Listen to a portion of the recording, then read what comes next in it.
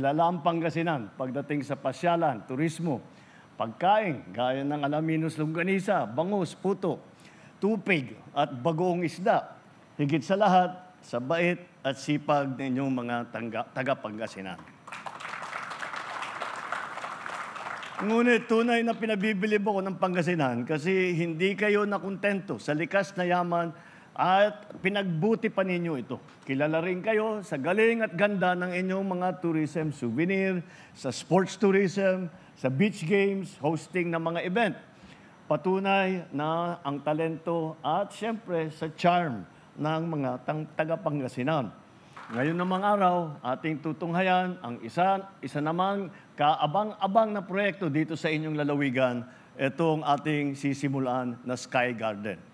Bunga ang Sky Garden sa pagtutulungan ng pamahalaang lungsod ng Alaminos, ng Tourism Infrastructure and Enterprise Zone Authority o yung TIEZA at ang Department of Tourism. Hangarin natin na maghatid ang Sky Garden ng sigla at magbigay daan para sa mas maraming bisita at trabaho para sa mga taga rito.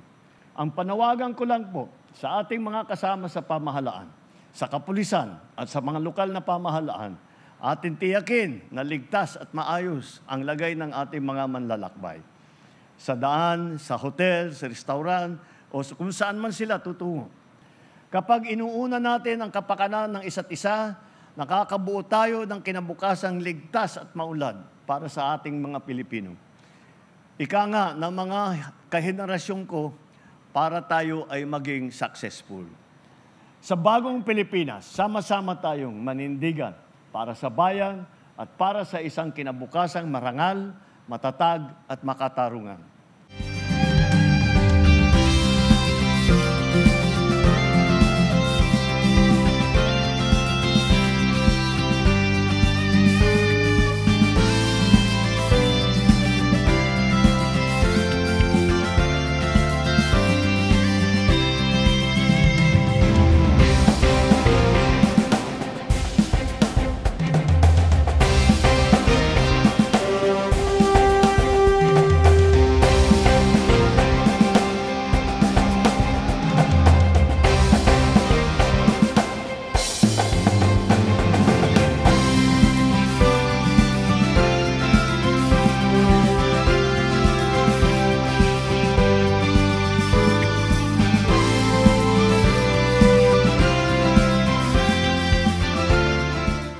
Project na itong i-ground break natin, actually this is not just the project na ginagawa ng national government. As you can see, itong lugar na to.